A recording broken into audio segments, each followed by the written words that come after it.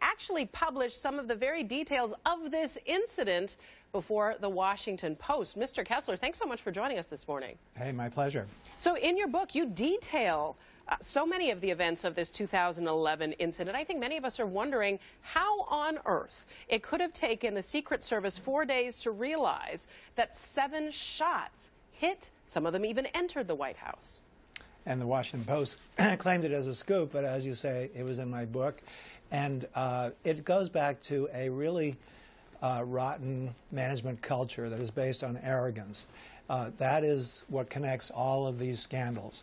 The management promotes agents who don't point out deficiencies. And so the way to get ahead is to cover up. It's just safer. And therefore, for example, the uniformed officers who let the Salahis into the White House, even though they were not on the guest list, felt it was just safer to let them in as opposed to possibly upsetting the White House. In the case of the gunshots, the uniformed officer who reported the gunshots felt it was safer to not keep insisting that she had heard them, even though a supervisor overruled her. In the case of the White House intrusion recently, it was safer for the uniformed officers to not take out that intruder who was carrying a knife and went into the White House, even though he could have had an explosive or he could have unleashed weapons of mass destruction. And so the agents who perpetuate the myth that the Secret Service is invincible are the ones who get ahead, and that is understood. Those who don't do that, who point out problems, are literally punished. And that goes back to really the safety of the president, who keeps insisting that there's no problem in the Secret Service. Michelle Obama, according to the Washington Post, was angry at the Secret Service over the fact that they did not detect the gunshots, and yet the president does nothing. I want to talk to you about that in a second, because we understand the First Lady and the President understandably were quite livid about this situation. I want to talk about this. You talk about it being an issue of culture. I want to also understand if this is a question, too, of our men and women in the Secret Service who are charged with protecting the President of the United States and the President's family. Are they given enough tools and resources to adequately do their job? For example, in the incident in 2011, and even in this latest incident, one has to wonder if the tools for surveillance were readily available to them. Absolutely not. You know, the Secret Service is absolutely crumbling. As part of this culture, they have the attitude, we make do with less. They're actually proud of not spending money.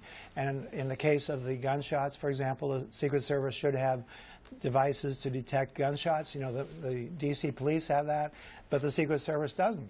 On and on, they cut corners.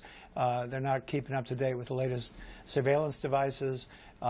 They will let people into events without magnetometer screening or metal detection screening under pressure from White House staffs. So are you at all convinced that the President and the First Lady and his mother-in-law and their children, that they're safe inside the White House? They are not safe, absolutely not. The agents I talk to say it's a miracle that there has not been an assassination so far.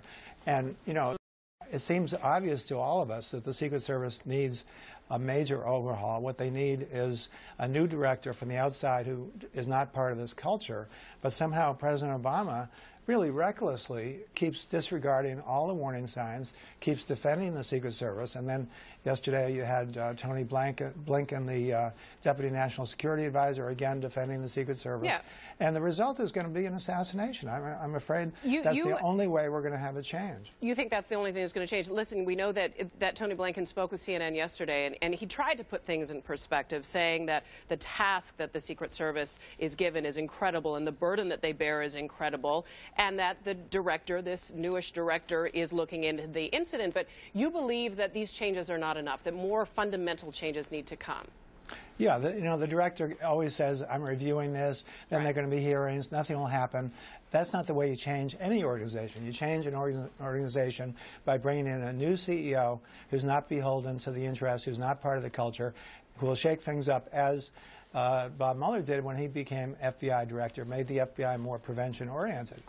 So this is a colossal lack of management judgment on the part of President Obama, because he is the one who is at risk here, and he's the only one who can do anything about it. And he is certainly the one that has the ultimate power there to change things there for his family and obviously for the White House and his administration. Ronald Kessler, thank you so much for joining us this morning to give us your perspective. Sure. You can check out his book. It is called The First Family Detail.